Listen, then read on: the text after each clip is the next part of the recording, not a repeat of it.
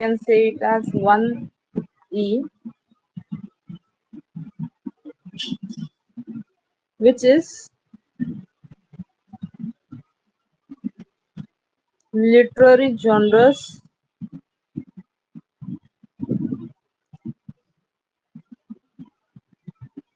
in poetry, fiction, prose, and drama.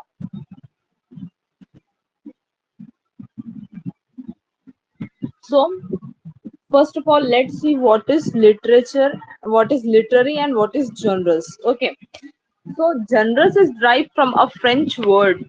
Okay, genres is derived from a French word which means types of literature. Okay, types of literature. So literature, what is literature?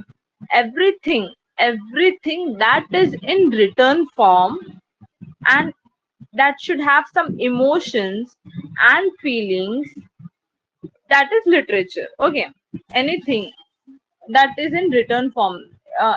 So and it should also possess some emotions and feelings should be attached with it. That is known as literature. Literature, the word literature is derived from a Latin word which means returned formed with letters.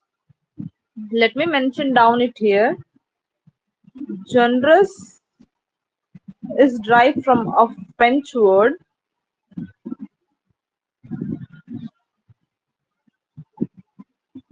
and literature is derived from a Latin word. So the word literature means written form.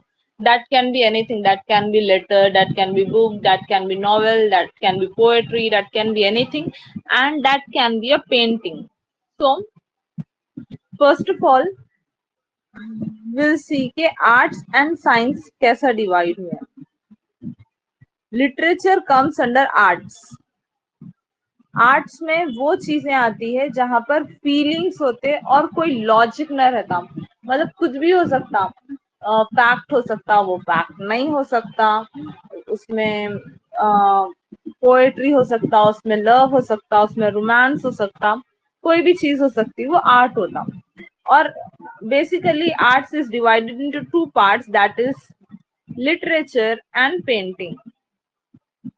And science consists of reasons and logic. Okay, science consists of reasons and logic. वो सारी चीजें जहां पर facts बताए जाते हैं, वो सारी चीजें जहां पर रीजन होता है, ये ऐसा क्यों है, उसका कोई रीजन जब आ जाता, वहां पर साइंस स्टार्ट हो जाती है. लेकिन जब हम आर्ट्स की बात कर रहे हैं तो आर्ट्स सिर्फ कंप्लीटली फीलिंग्स एंड इमोशंस पे डिपेंड करता. क्लियर है यहाँ तक? आर्ट साइंस का डिफरेंस पता चल गया आपको. जॉनरस किसको बोलते हैं, टाइप्स को बोलते हैं. लिटरेचर क्या है? कोई भी ऐसी चीज जो रिटर्न फॉर्म में हो, जिसके साथ फीलिंग्स और इमोशंस अटैच हो, उसको लिटरेचर बोलते हैं. अब the syllabus we have here is literary genres, literature के टाइप्स. ठीक है, सिंपल लैंग्वेज में बोलते हैं लिटरेचर के टाइप्स. अब लिटरेचर के टाइप्स भी आपको सिलेबस में मेंशन कर दिया. Poetry, fiction, prose and drama. Poetry, fiction, prose and drama, ये लिटरेचर के टाइप्स है.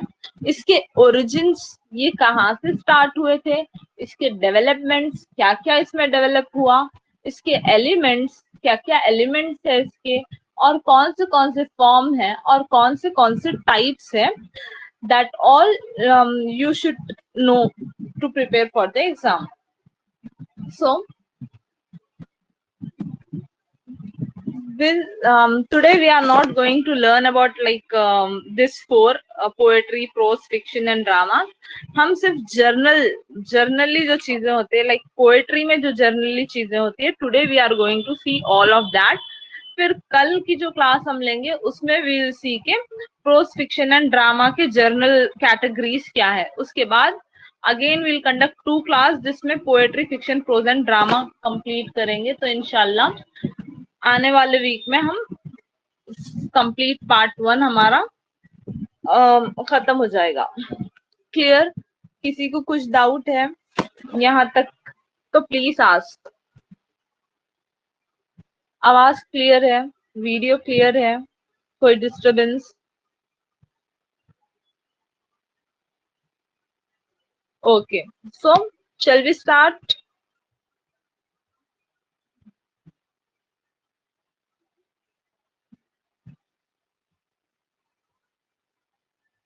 Great. So we'll start with the basics. First of all poetry क्या है? पोएट्री कोई भी ऐसी चीज है जिसमें म्यूजिक हो, जिसमें हमको अच्छी फीलिंग आए, पीसेंट कोई सॉन्ग हो, या फिर जिसमें कोई रिदम हो। Rhythm is like rhyming word मालूम, जिसमें लाइक एंड सेंटेंस का वर्ड जो है, जैसे twinkle twinkle little star how I wonder what you are. तो जो स्टार का STAR है एंड ARER है, वो दोनों रिदम, मतलब एक सॉन्ग टाइप, कुछ म्यूजिक टाइप फॉर्म हो रहा जो सुन के हमको अच्छा फील होता, that is poetry. So first we are going to see about prosody. What is prosody? तो प्रोसोडी जो है एक सिस्टमैटिक स्टडी है वर्सिफिकेशन की पोएट्री में। जैसे कि पोएट्री, अभी जो मैं एग्जांपल दी, उसका एक पैटर्न होता, एक रिदम होती, एक साउंड रहती, तो उसको प्रोसोडी बोलते। जो भी पोएट्री में रिदम आ गई, साउंड आ गया, वो उस टाइप ऑफ पोएट्री को प्रोसोडी बोलते। क्लियर? दूसरा पोएट्री में इंपॉर्टेंट वर्ड है मीटर। What is metre? हम पहले भी मीटर की बात कर चुके थे, लेकिन कभी भी ऐसा मौका नहीं मिला जहां पर इसको अच्छे से हम समझे। तो जो रिदम रहती, जो पोएट्री की रिदम रहती, उसका एक पैटर्न रहता। वो पैटर्न स्ट्रेस्ड और अनस्ट्रेस्ड सिलेबल से मिलता। तो मीटर क्या रहता? ये कॉम्बिनेशन रहता जहां पर स्ट्रॉन्ग स्ट्रेस और वीक स्ट्रेस मिलके एक मीटर बनाते। अब फर्स्ट ऑफ ऑल मीटर को समझने के लिए स्ट्रेस को समझना जरूरी है। स्ट्रेस जो है सिलेबल पे रहता, तो you should know what is syllable. Syllables जो है दो टाइप्स के रहते हैं। टू सिलेबल्स दो टाइप्स के रहते हैं। पहला तो है स्ट्रेस्ड, दूसरा है अनस्ट्रेस्ड। ओके, तो सिलेबल्स के दो टाइप्स है, पहला है स्ट्रेस, दूसरा है अनस्ट्रेस्ड।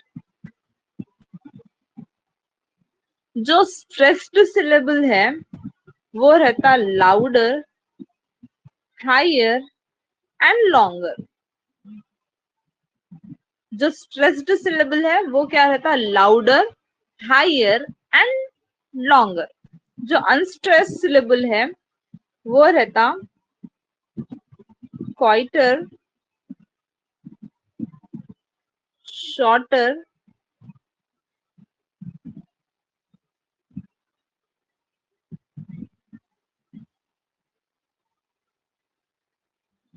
तो जो अनस्ट्रेस्ड सिलेबल है वो रहता क्वाइटर और शॉर्टर।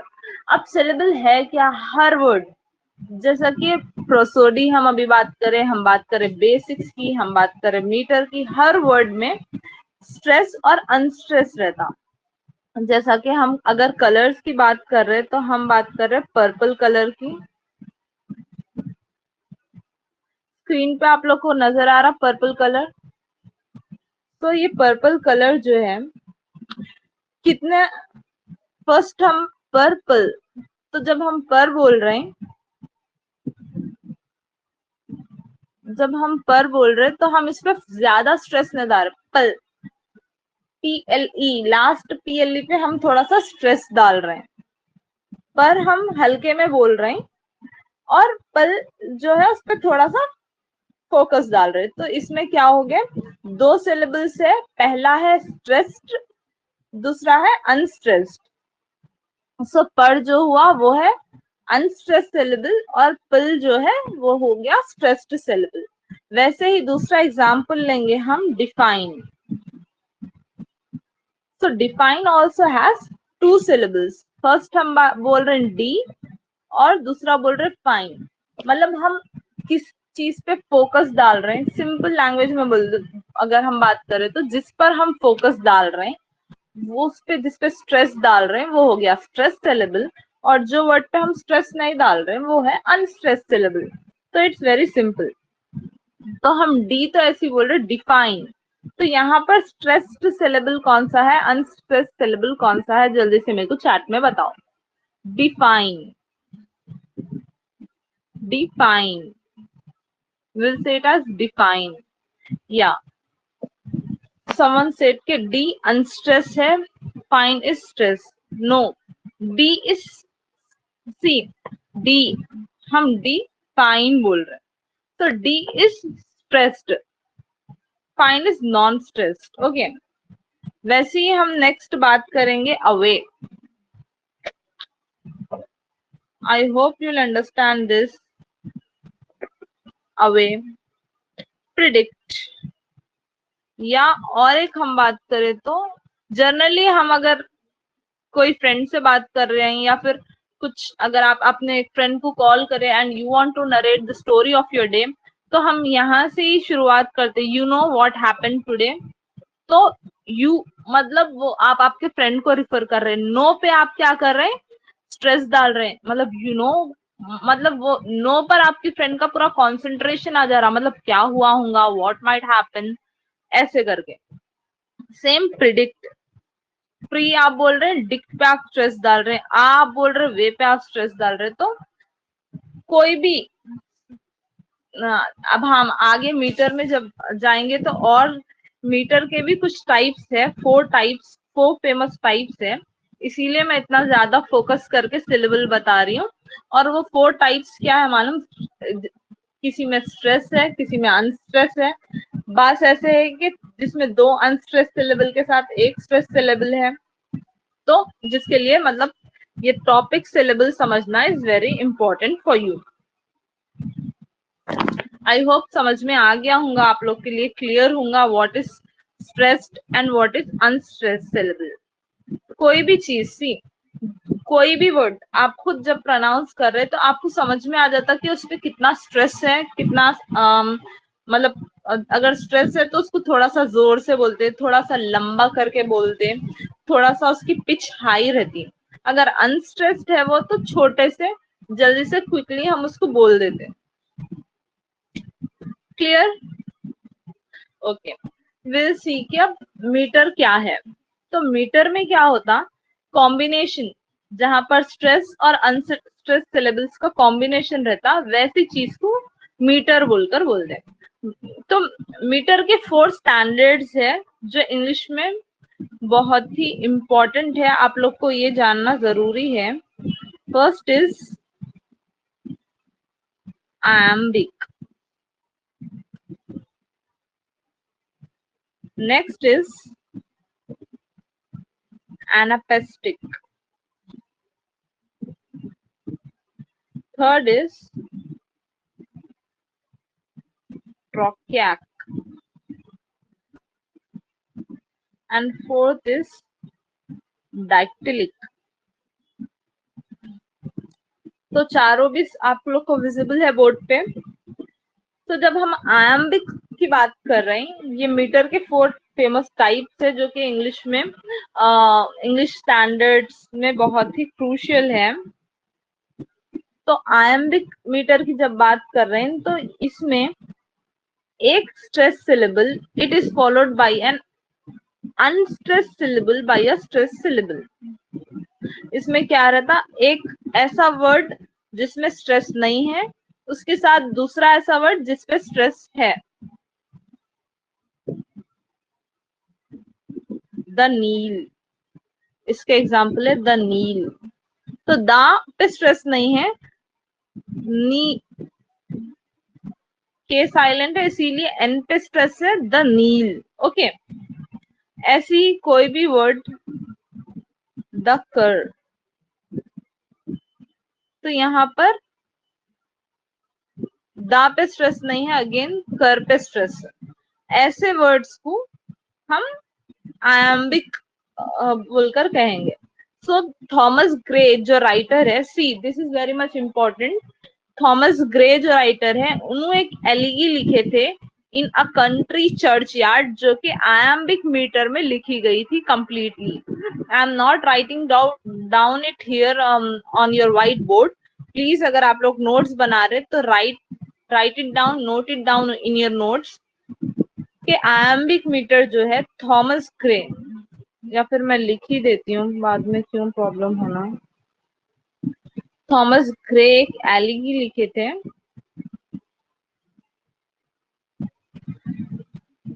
जिसका नाम था इन a country church yard.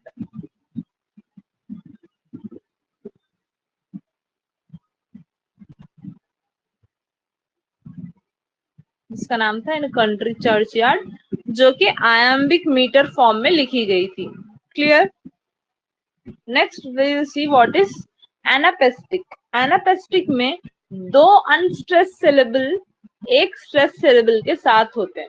Okay, दो अनस्ट्रेस सिलेबल, जैसा कि द एसर। तो यहाँ पर द पे स्ट्रेस नहीं है, सिर पे स्ट्रेस नहीं है, द एस पे स्ट्रेस है। तो यहाँ पर दो वर्ड्स जो है उस पे स्ट्रेस नहीं है, लेकिन बीच वाले वर्ड पे स्ट्रेस है। अगर सिंपल इंग्लिश में हम कोई वर्ड ले लिए तो like a wolf, I can say it is like a wolf. Like पे स्ट्रेस नहीं है, पे स्ट्रेस नहीं है, wolf, like a wolf, like a wolf. तो ऐसे वर्ड जहां पर दो अनस्ट्रेस सिलेबल एक स्ट्रेस सिलेबल रहा, उसको एनापेस्टिक बोलकर बोलते हैं। Yes, two stress and one unstress. Let me mention it for you, confusion क्यों।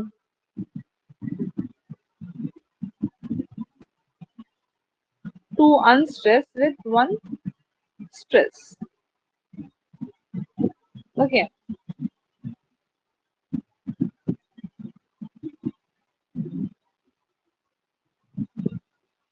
Two unstress and one stress. Okay, यहाँ पर दिखाई दे रहा होगा आपको। हाँ, इसका एग्जाम्पल है, एक लॉर्ड बायरन बोलकर एक राइटर थे।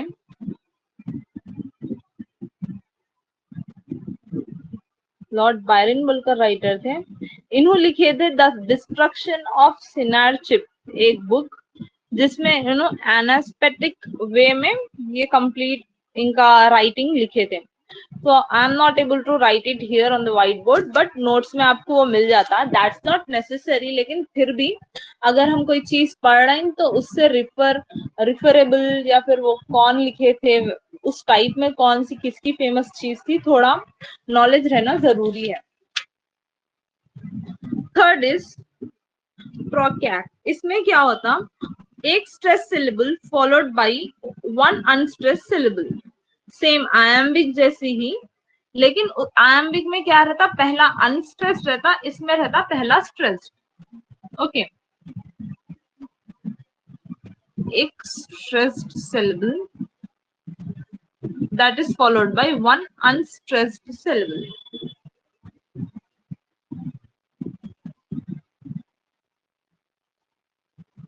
So रॉबर्ट ब्राउनिंग की एक राइटिंग है, वन वर्ड मोर।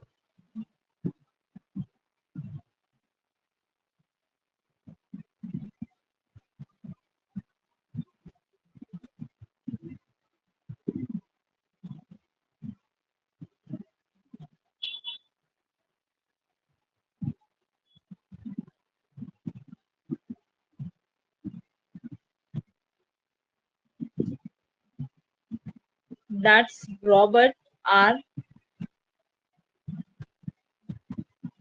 तो रॉबर्ट ब्राउनिंग की राइटिंग है वन वर्ड मोर, जो कि ये ट्रॉकैक का अच्छा एग्जाम्पल है। तो इसमें क्या होता, लेट्स सी, इसके एग्जाम्पल के साथ देखेंगे। जहां पर दो वर्ड्स यूज होते, दे आर दे, तो यहाँ पर जो फर्स्ट देर है, there they, yes, iambic also one stress and one unstress, लेकिन पहले उसमें अनस्ट्रेस्ड आता, बाद में स्ट्रेस्ड आता। नोट्स में क्लियरली मेंशन है, नोट्स क्या मैं यहीं पर भी फिर से मेंशन कर देती हूँ आप लोग को। फर्स्ट अनस्ट्रेस्ड रहता उसमें, सेकेंड स्ट्रेस्ड रहता। फर्स्ट जो है अनस्ट्रेस्ड, सेकेंड स्ट्रेस, यहाँ पे first stress, second unstressed. Clear? Okay. So they are they बोलकर जब आप बोल रहे हो, तो फर्स्ट देर पे स्ट्रेस आ रहा, दे पे स्ट्रेस नहीं आ रहा। वैसे ही यू आर माई, चलो are my, you are my sentence है, लेकिन आर माई की जब हम बात कर रहे हैं, तो आर पे जब स्ट्रेस आ रहा, आर पे जब स्ट्रेस आ रहा, तो that is this kind of sentence. Okay. Fourth one is diacritic sentence. So diacritic sentence is followed by a stress syllable, एक stress syllable और दो unstressed syllable. Okay. एक stress और दो unstressed syllable.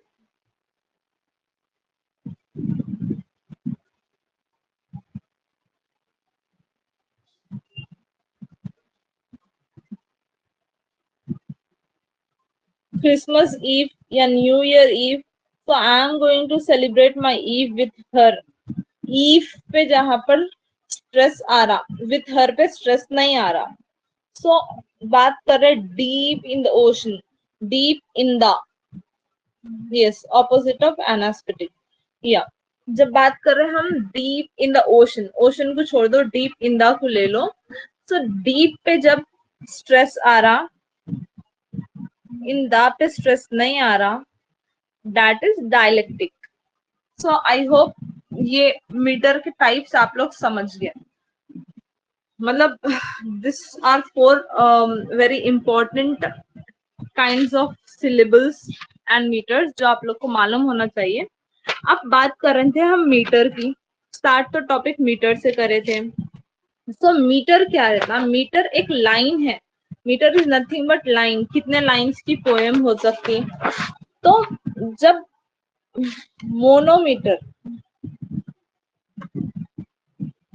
Diameter, trimeter, tetrameter, पेंट्रामीटर,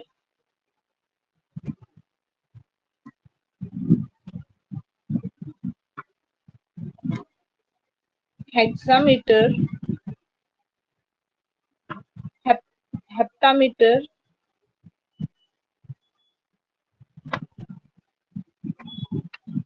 ऑक्टोमीटर। So इतने types of metres हैं। Monometer मतलब what do you think, कितने foot? This are divided by foots, उतने फुट की लाइन या उतने वर्ड्स की लाइन। सो मोनोमीटर मतलब 1 फुट या सिंगल। डाया मतलब 2, ट्राई मतलब 3, 4, 5, 6, 7 एंड 8। क्लियर? यहाँ तक क्लियर है? अगर आप लोग बोले तो फिर हम आगे के टॉपिक्स देखेंगे। क्लियर है ना? इतना सबको समझ में आ गया?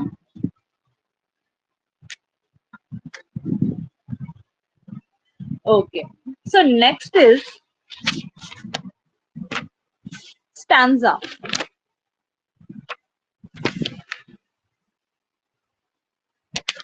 स्टैंजा क्या रहता? Group of lines, 4 line.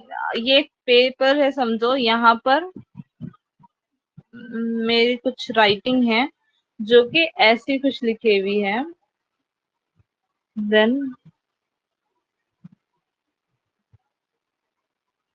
अब I am saying you, I am asking some of your name and saying you के थर्ड स्टैंजा, थर्ड लाइन, तो कौन सी लाइन हुई वो? This is our first stanza, second stanza, third stanza, fourth stanza and fifth stanza. और हर stanza में हमारे पास 4 लाइन है। तो थर्ड स्टैंजा थर्ड लाइन मतलब ये थर्ड जो हमारा पैराग्राफ है उसकी थर्ड लाइन को I am referring as third stanza third line. तो यूजुअली ये तो बेसिक है, अगर आप लोग टीचर्स है ऑलरेडी तो यू शुड नो दिस। आप अपने स्टूडेंट्स को भी अगर रिविजन या फिर क्लास में रीडिंग रीडिंग क्लास चल रही है या फिर आप लेसन एक्सप्लेन करने वाले हो and you are reading the class, तो you will ask your students ना कि page number this, that line, that stanza, ऐसे पढ़ने के लिए। तो आई नो इतना डीपली पढ़ाने की जरूरत तो नहीं है शायद, लेकिन फिर भी। तो ये स्टैंडा 2 लाइन का भी हो सकता, जरूरी नहीं है कि सिर्फ 4 लाइंस का ही हो, 2-2 लाइन का भी हो सकता, एंड पोएम्स में होता है 2 लाइंस का भी।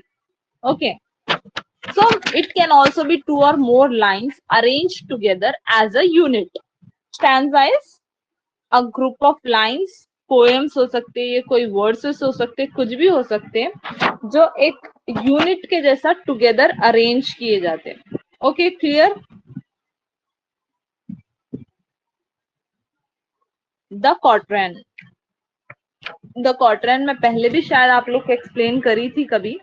तो क्वाड्रेंट मतलब यहाँ पर जो है कंप्लीट पोएम स्टैंजास में लिखी जाती, पूरी पोएम स्टैंजास में लिखी जाती। और ये बहुत कॉमन है इंग्लिश में, मतलब क्वाड्रेंट 4 लाइन्स कहा जाता, मोस्टली क्वाड्रेंट मतलब 4 लाइन्स की पोएम होती है। क्लियर? Next is simile. बहुत सारे कॉम्पिटिटिव एग्जाम में फाइंड द सिमिली ऐसा बोलकर क्वेश्चन आ जाता। So what is simile? Simile है क्या? सिमिली कौन सी कैटेगरी में आता? Let's see. Figure of speech, कभी नाम सुने फिगर ऑफ स्पीच? जो भी हम वर्ड्स बोलते वो कैटेगराइज होते फिगर ऑफ स्पीच में, मतलब that is categorise as this बोलकर उसको फिगर ऑफ स्पीच कहा जाता। तो सिमिली जो है एक पार्ट है फिगर ऑफ स्पीच का, जहां पर कंपैरिजन होता 2 डिफरेंट थिंग्स के बीच में। और सिमिली का एक चीज याद रखो, जहां भी लाइक और एज, जहां भी ये 2 में से कोई एक वर्ड आ गया, या तो लाइक या तो एज, वो है सिमिली। अगर कोई आपकी तारीफ कर रहे हैं, अगर कोई आपको बोल रहे कि your cheeks are red as roses, your cheeks are just like roses, तो लोग लाइक या एज जब यूज कर रहे हैं, या एज ब्लैक एज कोल, कोई चीज को, कोई भी चीज को स्पेसिफिकेशन जब लाइक और एज से कर रहे हैं तब वो हुआ simile. Okay, she is as cold as ice, तो वो हुआ सिमिली। याद रखो, सेम ऐसे ही मेटाफॉर है, लेकिन मेटाफॉर में जरूरी नहीं है कि लाइक और एज यूज होना, लेकिन जब सिमिली की बात कर रहे हैं तो यहाँ पर लाइक और एज मस्ट हो जाता। Okay, next is metaphor. अब मेटाफॉर जो है एक वर्ड को दूसरे ऐसे वर्ड से डिस्क्राइब करना, जब हम 2 लोग बात कर रहे हैं, जब हम 2 लोग बात कर रहे हैं तब हम 2 लोग नॉर्मली बात कर रहे हैं, बात करते करते कोई ऐसा वर्ड यूज करना सेंटेंस में जिसकी जरूरत तो नहीं थी, लेकिन you have used it as a example. जैसा कि her eyes are like diamond, आप किसी से बात कर रहे हैं एंड बोल रहे कि उनकी आईज शाइनी है बोलना चाह रहे हैं, लेकिन आप उसको एज रिफर करें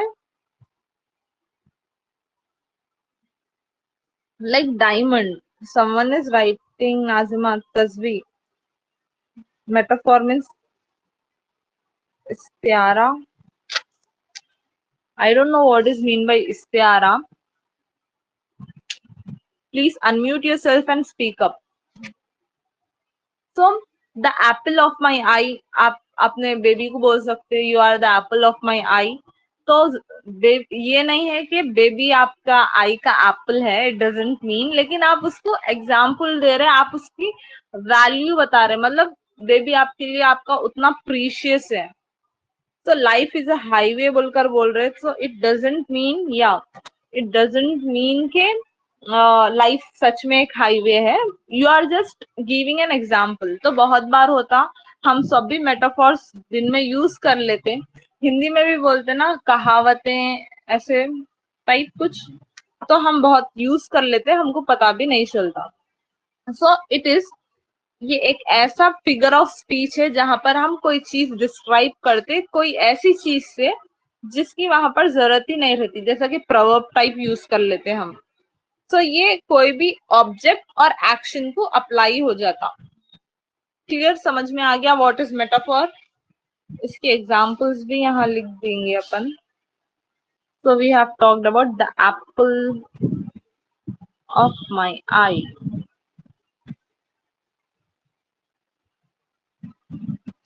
एप्पल और आइस दो भी दिखाई दे रहे हैं आप लोग को? तो the apple of my I.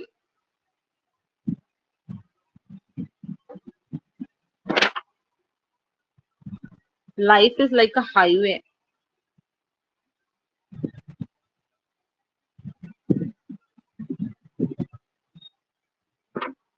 Her eyes are like diamonds.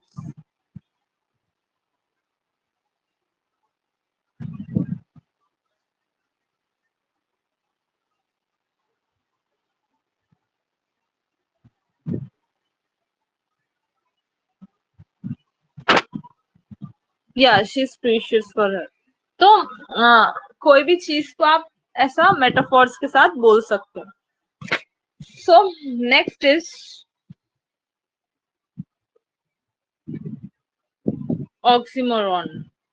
So what is oxymoron? यहाँ पर टू कंप्लीटली ऑपोजिट क्वालिटी की चीजों को एक साथ कहा जाता।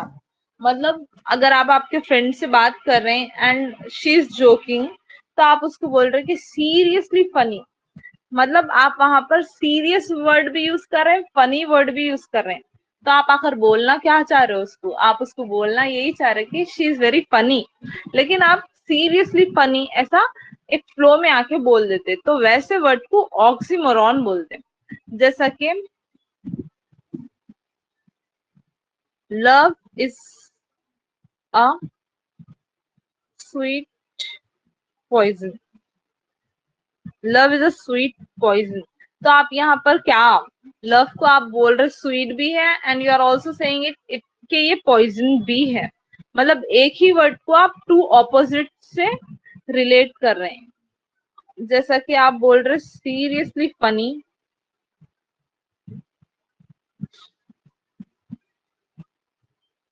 या फिर आप बोल रहे हैं वॉकिंग डेड,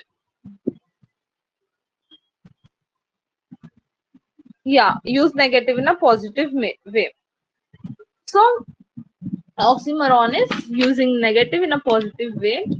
इसके एग्जाम्पल्स ये है कि life is a sweet poison, या फिर you are seriously funny, she is walking dead, मतलब इतना टायर्ड है बोलना चाह रहे हैं, इसको वॉकिंग डेड बोल सकते हैं। फनी है उसको सीरियसली फनी बोल सकते हैं। तो ये सब वर्ड्स, ऐसे वर्ड्स जहां पर ऑपोजिट वर्ड्स को साथ में एक जगह कुछ प्रिडिक्ट करने के लिए इस्तेमाल करते हैं, उसको ऑक्सीमोरॉन बोलते हैं। क्लियर है? आगे बढ़ेंगे हम।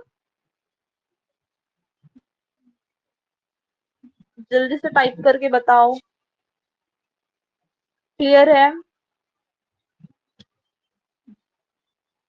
Okay, so next is hyperbole.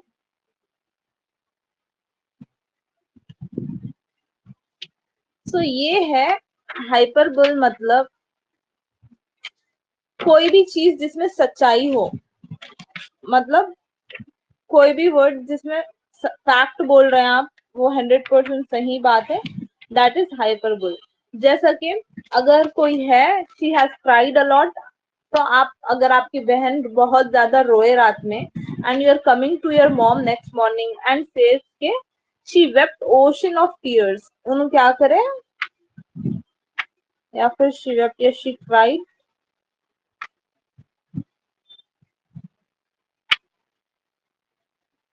इतना ज्यादा रो दिए उन्होंने, मतलब समंदर बहा दिए रो रो के, ऐसा। या फिर अगर आप परफ्यूम्स, अरब सऊदी अरब के परफ्यूम्स बहुत ज्यादा फेमस रहते, तो ऐसा सेंटेंस बोल सकते हैं कि all the perfumes of Arabia will not sweet in the little hand. अगर आपको इतना पसंद के सारे परफ्यूम्स भी ला के दे दिए तो आपको बस नहीं होते। तो ये एक आप फैक्टिज बोल रहे हैं। ये फैक्ट में आप क्या कर रहे हैं, आपको जो पसंद है वो भी डिस्क्राइब कर रहे हैं, जो सच्चाई बात बोलना है वो भी डिस्क्राइब कर रहे हैं, और उसको एक करेक्ट एग्जाम्पल से रिफर करके बता दे रहे हैं। यस, हाँ बोल सकते कि बढ़ा चढ़ा के आप इसको फैक्ट बता दे रहे हैं।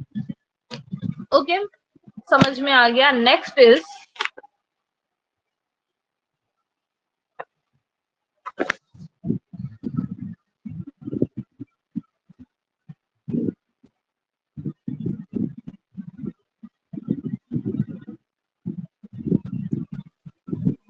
Next is ओनोमाटोपिया।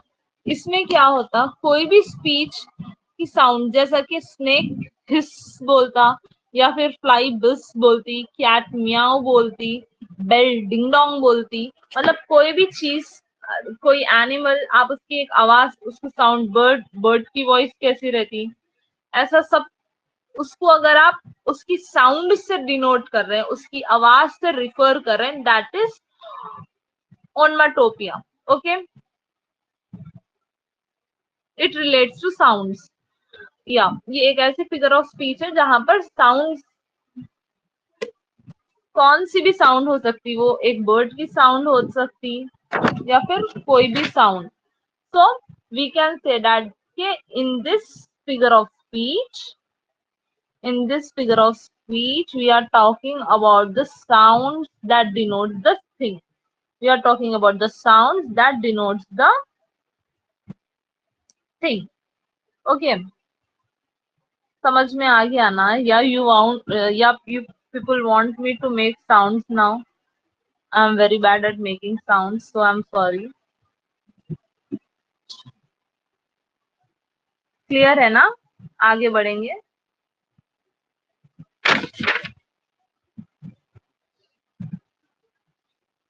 पन, नेक्स्ट इज पन। सो पन जो है, ये इसको अगर सिंपल वर्ड्स में मैं बोलूं तो पन इज अ जोक। फन को अगर मैं सिंपल वर्ड्स में बोलूं तो इट इज अ जोक मैं कहूंगी। या फिर we can also say it refers to play upon words, words के साथ खेलना, उसको भी फन कह सकते हैं हम। किसी को ऑलरेडी पता है फन क्या है? फन में ये होता कि वर्ड्स जो है उसको एक्सप्रेस तो करते अपन, लेकिन डिफरेंट मीनिंग के साथ। मतलब जो बात हम आपको बोलना है वो तो हम बोल रहे हैं, लेकिन डिफरेंट मीनिंग के साथ, that is based on the context which we have used. अगर किसी को मालूम है तो जल्दी से पन का कोई एग्जांपल चैट बॉक्स में भेज दो। जैसा कि he is too much of a bear to bear this काम। सी, पन मतलब जोक करना, मजाकिया वे में सच बात बता देना। So we bank on the State Bank of India always. We bank, we bank मतलब हम पहुंचे, bank. Okay, on the State Bank of India always, मतलब हम हमेशा स्टेट बैंक ऑफ इंडिया में ही पैसे रखाते, बोलना चाह रहे हैं आप। लेकिन अब आप, ऐसा हो सकता है आप आपके बहुत ही कोई close friendly type of person से बात कर रहे हैं, जिसके साथ आप ऐसे मजाकिया वे में बात कर रहे हैं। मतलब बात तो कुछ सीरियस ही है, लेकिन आप उसको कुछ फनी वे में, मूड लाइट करने ऐसा बात कर रहे हैं, उसको फन बोलते हैं। Okay, basically it refers to play on words, words के साथ खेलने को फन बोलते हैं। या फिर आप अपने वर्ड्स को ऐसे एक्सप्रेस कर रहे हैं जहां पर वो वर्ड की जरूरत नहीं है। आप सीरियसली भी बोल सकते थे हम हमारे पैसे स्टेट बैंक ऑफ इंडिया में रखाते, लेकिन यहाँ पर you are using same word bank bank. हाँ, पन का और एक क्वालिटी ये है कि सेम वर्ड्स भी यूज होते हैं उसमें, जैसा कि बैंक एंड बैंक। दूसरा, he is too much of a bear to bear his काम। या फिर because I could not stop for death and he kindly stop for me. एक ही वर्ड, जहां पर एक ही वर्ड जिसका अलग अलग मीनिंग हो, बैंक और बैंक एक सेंटेंस में आ गया, वैसे सेंटेंस को पन बोलते। Clear? Next is climax. A cycle can't stand on its own because it is too tired. Yes, इसको भी पन बोल सकते हैं आप। सी क्लाइमैक्स क्या है? Climax you all know, movies देखते होंगे, पिक्चर्स देखते होंगे, ड्रामास में भी क्लाइमैक्स होता। तो क्लाइमैक्स एक ऐसी चीज है, मतलब वर्ड्स को ऐसा अरेंज करते जहां पर पूरा फोकस आ जाना सामने वाले का, मतलब सामने वाला पूरा इम्पोर्टेंस दे के, सारी इम्पोर्टेंस दे के सामने वाला सुनना शुरू कर देना, उसको क्लाइमैक्स बोलते हैं। Clear with the climax?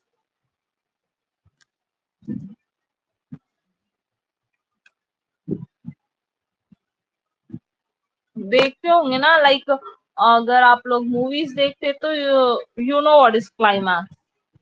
मतलब it refers to the arrangement, climax refers to the arrangement of words in order to increase its importance, in order to increase importance। पूरा फोकस, टू गैदर फोकस बोल सकते हैं आप इसको। Okay,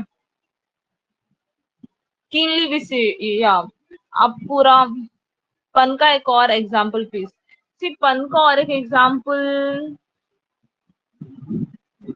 क्या दे सकती हैं मैम?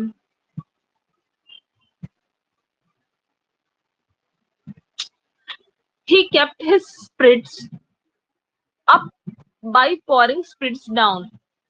आप ऐसा बोल सकते हैं कि एक पर्सन है, उन्हें दूसरों को जो है डाउन फील करा के खुद हाई फील कर सकता। तो he kept his spirits up by pouring spirits down. यहाँ पर स्पिरिट्स स्पिरिट्स दो बार यूज कर रही हूँ मैं यही लाइन में, प्लस एक फनी वे में बोल रहे हैं सामने वाले को, आप एक फनी वे में बोल रहे हैं, सामने वालों को गिरा के जो है खुद अच्छा फील करते हैं, तो इसको पन बोलते। क्लियर? क्लाइमैक्स भी समझ में आ गया?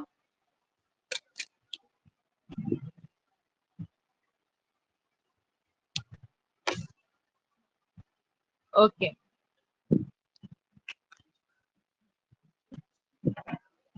Next and last is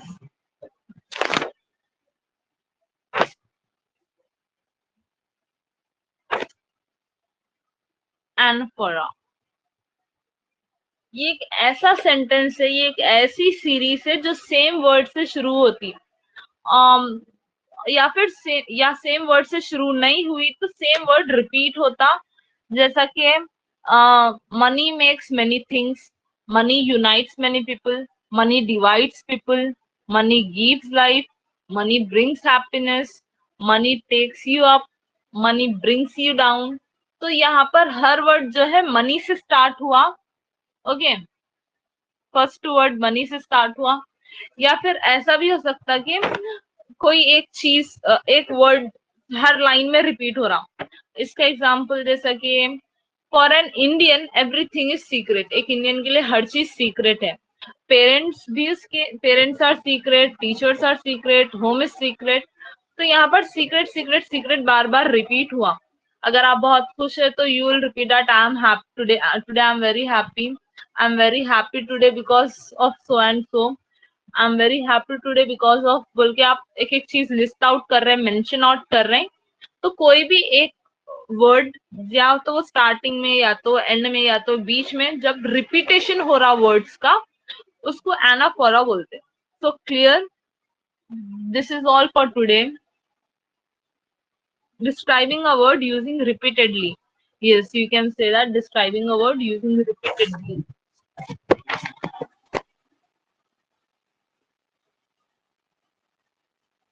do let me know कि क्लास लेके वेस्ट हुआ, ये सब कॉन्सेप्ट्स ऑलरेडी पता थे क्या? मैं आज सोच रही थी दिन में कि इज इट वर्थ इट, क्या हम क्लास एक पूरा क्लास इसके ऊपर ले रहे हैं, तो आर वी वेस्टिंग टाइम क्या? You people already know this concept, शायद I am wasting my time, ऐसा बोलकर मैं सोच रही थी आज।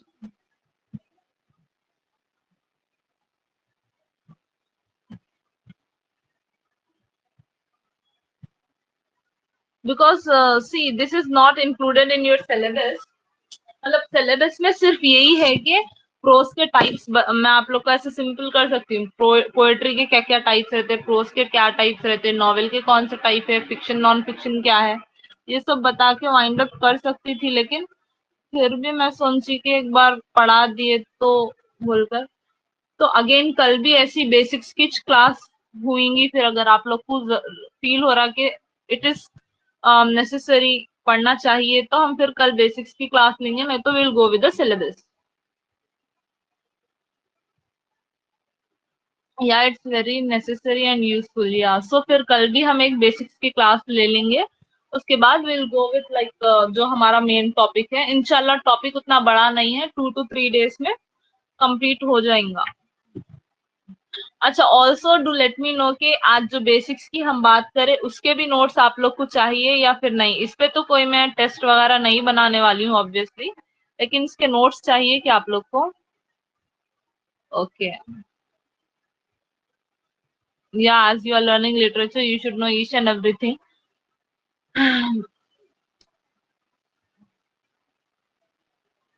Okay, so we'll end up the class here. Thank you all for giving your time.